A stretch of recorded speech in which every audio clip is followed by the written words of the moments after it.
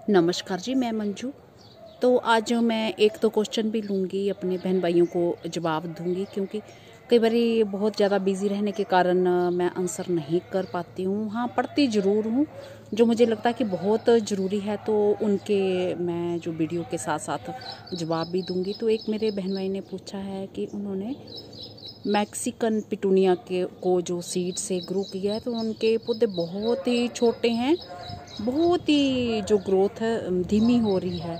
तो हमारे बहुत सारे जो पौधे होते हैं उनकी ग्रोथ शुरू में बहुत ही धीमी होती है, और जैसे कि आप जानते ही हो तो इन दिनों टेम्परेचर बहुत ज़्यादा गर्मी पड़ने लगी, हाई होने लगा है टेम्परेचर।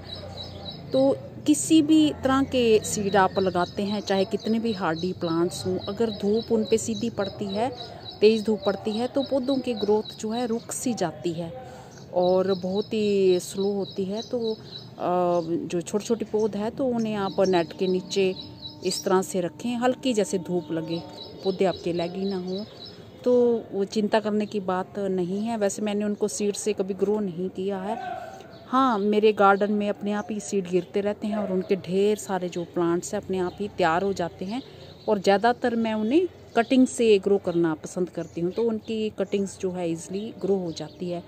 तो ये एक मेरे बहन भाई का क्वेश्चन हो गया। और दूसरे मुझे किसी ने पूछा है, जैसे मैंने पालक कलेक्ट करने पे वीडियो बनाया था, तो कई सारे जो भाई बहन हैं उनको थोड़ा डाउट रहता है कि जैसे प्लांट्स हमारे हरे हों और बीज उन पे तैयार हो रहा हो, तो उन्हें हम पानी उनमें हरे पौधों में देना छोड़ दें, और बीज जब सूख जाएंगे, पौधे सूख जाएंगे, तो उन्हें कलेक्ट कर लेंगे। तो इस तरह से हमें नहीं करना है। हमें जो हल्का पानी, ज़रूरत भर का पानी उन्हें देते रहना है। जब अपने आप ही पौधे वो सूख जाएंगे और सीड भी सूख जाएगा, तो फिर हमें जो उनसे सीड कलेक्ट करना है। और ऐसे नहीं करना है कि पौधे जैसे सीड लग रहा है, हरे भरे हैं, तो उन्हें छोड़ दें। बस इसी तरह से जैसे हम खेतों में गेहूँ लगाते हैं और गेहूँ हमारी पक के तैयार हो जाती है, पौधे भी पूरे ड्राई हो जाते हैं, फिर बाद में हम उन्हें हार्वेस्ट करते हैं और फिर से ग्रो करते हैं।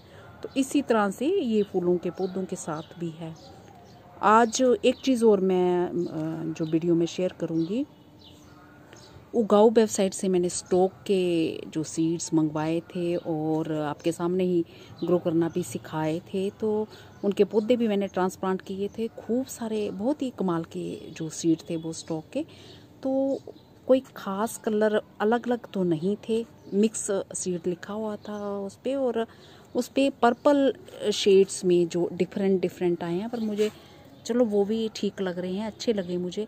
तो उसमें डबल भी हैं, सिंगल भी हैं, और किस तरह से चुनने हैं तो इसमें भी मैं बताऊंगी कि हरे वाले नहीं चुनने हैं, और हरे जो पौधे हैं उनमें हल्का पानी देते रहना है। तो अभी मेरे बहुत सारे हरे गमले हैं जो जिनमें मैंने अलग से नेट के नीचे ही उन्हें रखा हुआ है। तो इस तरह से ये स्टॉक के जो हरे गमले हैं, ये हरे जो ये देख रहे हैं फल, ये चुनने नहीं हैं, और ये इन्हें ऐसे सुखाना भी नहीं है कि पानी देना छोड़ देंगे तो अपने आप सूख जाएंगे। तो क्योंकि जो अच्छे सीड, बढ़िया सीड वही होते हैं, इन पौधों को हल्का सा ज़रूरत भर का पानी देना है, और नेचुरल तरीके से जब इन्होंने ड्राई होना तो ड्राई हो जाएंगे। उसके साथ साथ फिर ये जो सीड्स भी, फलियाँ जितनी मेच्योर होनी है हो जाएंगी और ड्राई होंगी, फिर हमें इसके सीड्स जो हैं चुनने हैं। तो ये आप समझ गए होंगे। इस तरह से जो मैंने कुछ पौधे पहले लगाए थे, कुछ बाद में लगाए, तो ये जो फलियाँ हमारी सूख गई हैं, तो ये ऐसे भी गिर जा रही हैं हाथ लगाने से, ये देखिए। तो इससे पहले ये गिर जाएं तो मैं यही स्टोर कर लेती हूँ, इनको करती हूँ। इनके बीच में सीड होता है, ये फलियों के बीच में, तो मैंने एक वीडियो पहले भी बनाया हुआ है। तो ये देखिए, ये फलियों के बीच में ये है इनके सीड्स। तो मेरे ख्याल से आपने ये देख लिए होंगे। तो मैं तो फलियाँ, साबुत फलियाँ ही ये रख लेती हूँ। तो इनका ये सीड जो है बहुत ही बढ़िया कमाल का निकला। तो खूब सारे फूल आए इसमें। तो सीड से ही देख रहे होंगे आप कि कितने फूल भरे भरे आए होंगे।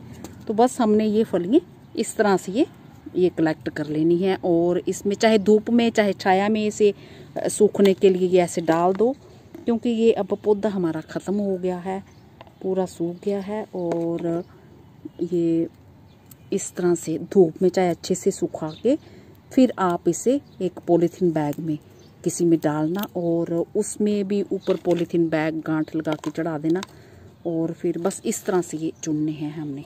तो मैं चुनती हूँ फिर बताती हूँ।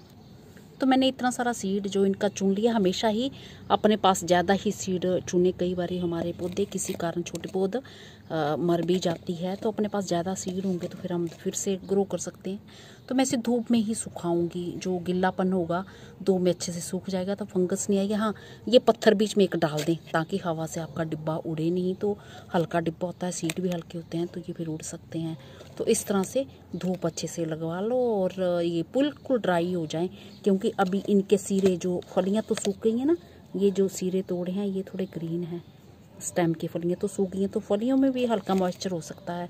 धूप अच्छी लगी हो तो बिल्कुल चाहे जितने मर्जी दिन धूप लगवा लो, सूखा हुआ सीड होना चाहिए, वो सबसे बढ़िया होता है।